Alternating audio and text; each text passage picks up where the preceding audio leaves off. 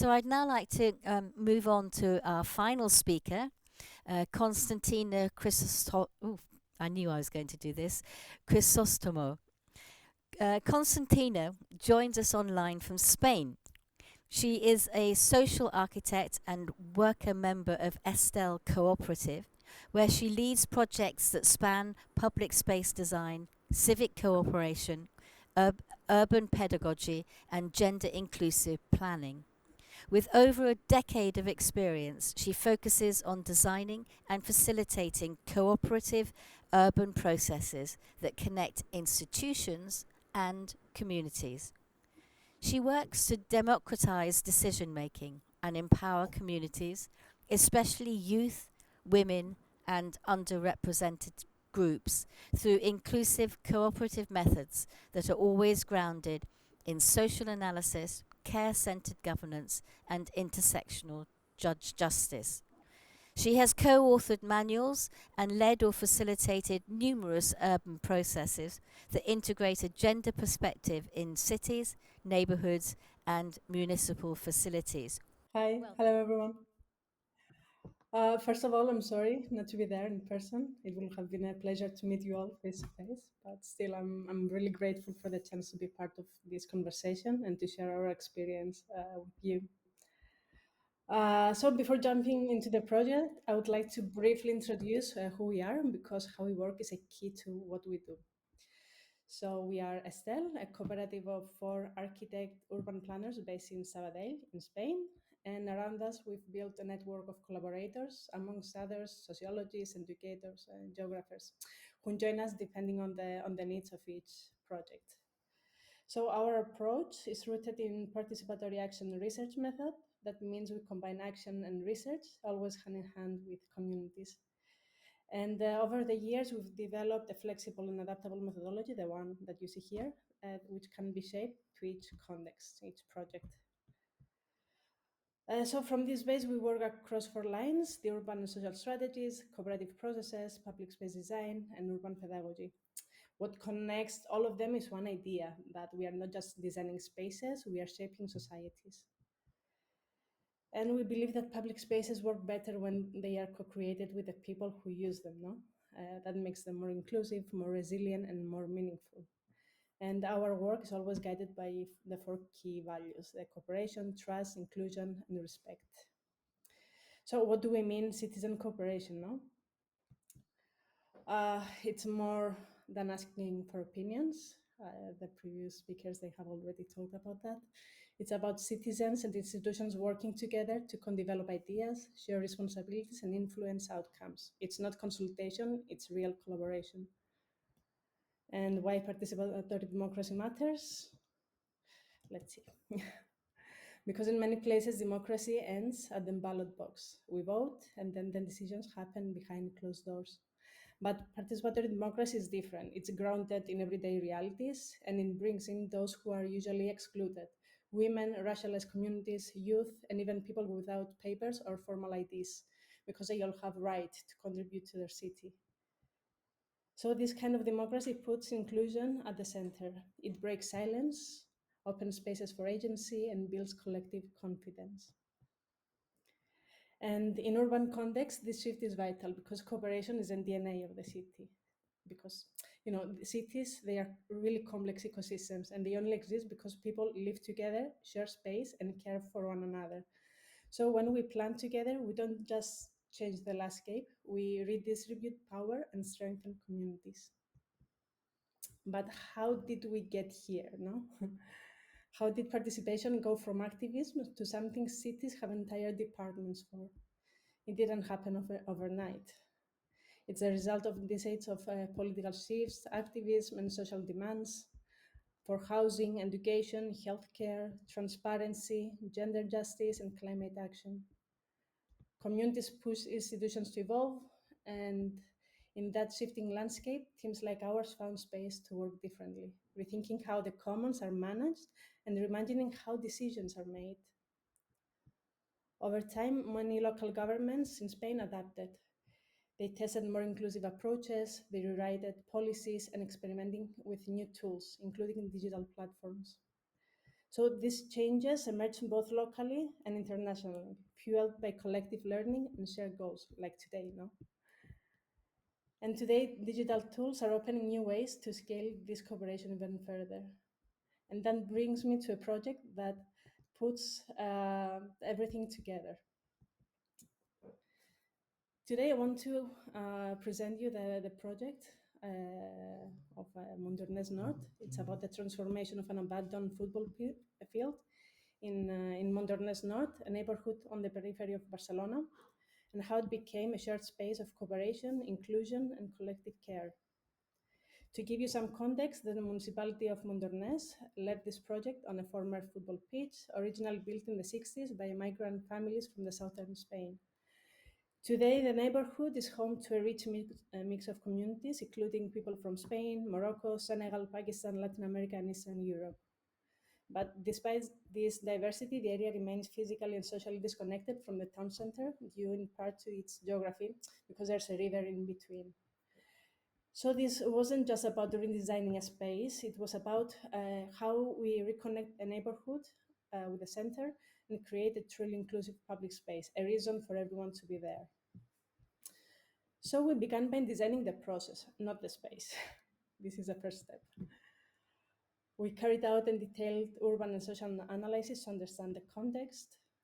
We mapped users, the daily movements in both normative and non-normative mobility, the ground floor activities and missing services. We try to understand the neighborhood as it is, not only how it looks, but how it's lived. And from whom, of course. From there, we had preliminary conversations with the municipal teams, both political and technical, to agree on the methodology. So together we define who needed to be involved, when and how to address the language barriers and the cultural differences, and how to make participation possible for families and especially for caregivers. So we decided to structure the process around four main themes: health, local economy, community, and environment.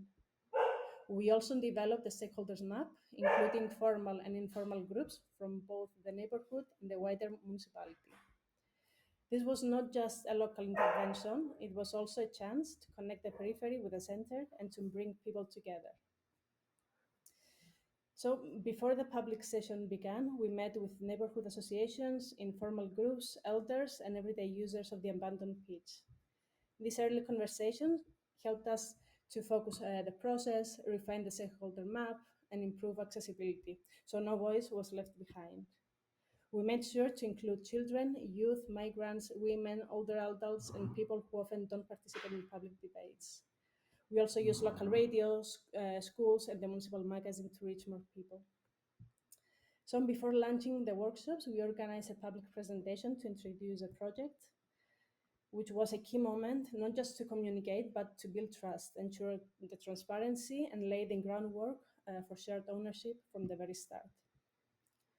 During the first workshop, people of all ages and backgrounds came together to share what wasn't working in the public space and its surroundings, but also to imagine what could change. We started speaking about users, values, and even potential names. So between every workshop, we have an open day with experts to inspire, share knowledge, and good practices. During the first one, we organized two walks to the pitch.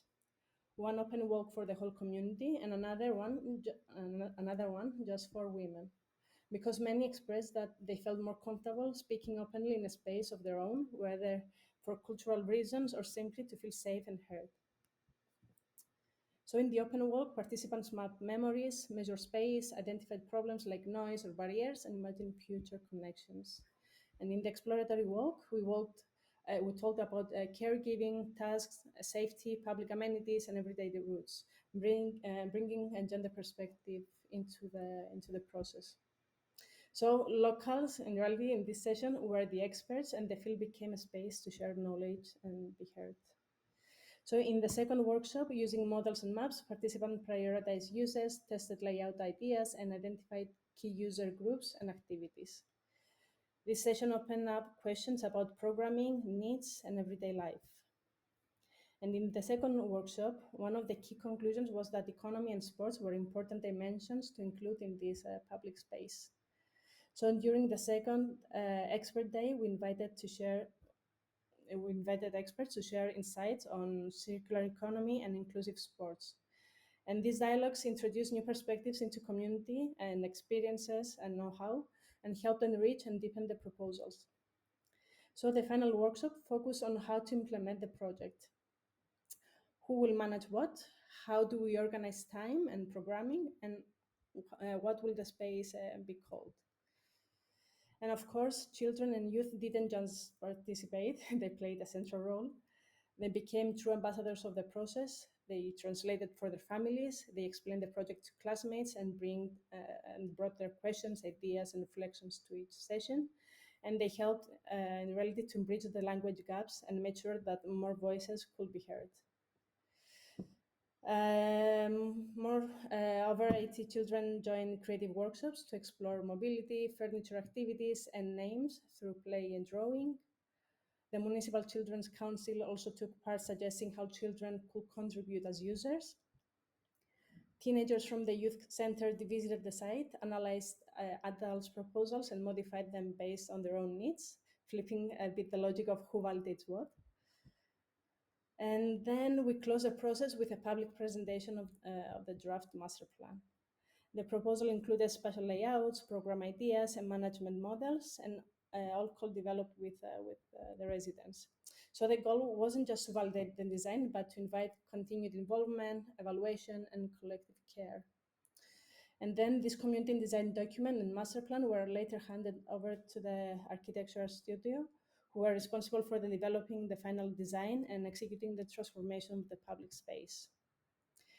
It's also important to say that the timeline that you see here, it's the one that participants saw, the line in the center, which was just the front stage of the process. Behind the scenes, we used a diagram to plan and connect everything, showing who was involved, the goals, topics, scale, and how each session fed into the final document. This one helped us to stay coherent, inclusive, and clear throughout the process. So let's look at what came out of the process. The master plan we developed through the Minutes. participatory process was based. Eh? So you've got about 3 minutes. Okay, perfect. This master plan that we developed through the participatory process was based on three main principles. First, it had to be inclusive, a space for everyone across ages, backgrounds, and abilities. The second one, it had to be safe and connected, physically accessible and well integrated into the neighborhood. And third, it had to respect the environment, using sustainable materials and responding to climate changes. So what do we actually do in this space? So with the neighbors, we can design a mix of users grouped in three types to facilitate things. The program spaces like the football pitch or skate park with specific functions. The non-program spaces like green zones and inclusive play areas open to spontaneous use. And the programmable spaces like a pergola, stage, or community center adaptable for events and gatherings. So each zone was planned to match different rhythms of life, from quiet to more active, with flexibility for new users in the future.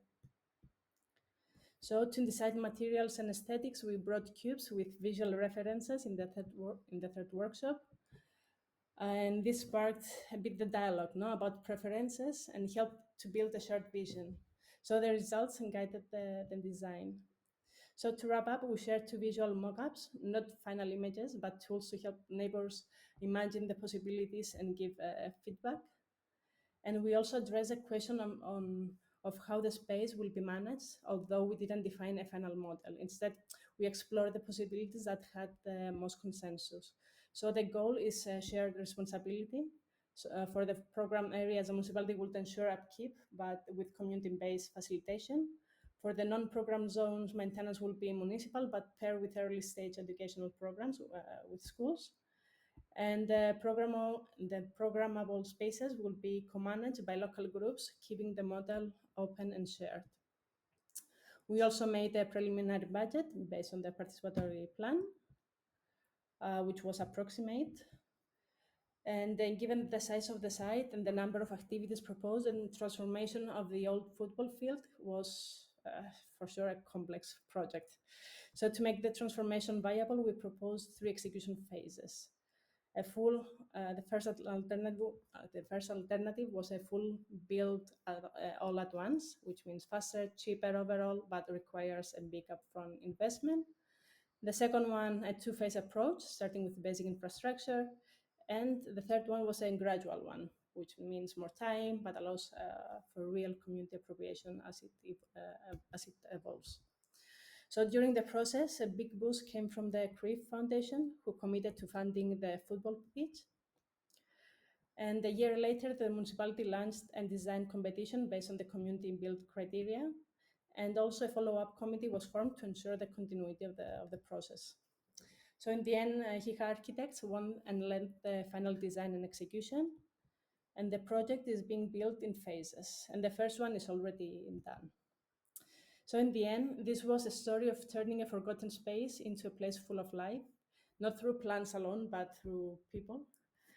People who imagine, people who listen, and build something that belongs to everyone. And that's the kind of city we believe in, one we shape together and step by step. Thank you. I think 3 minutes now.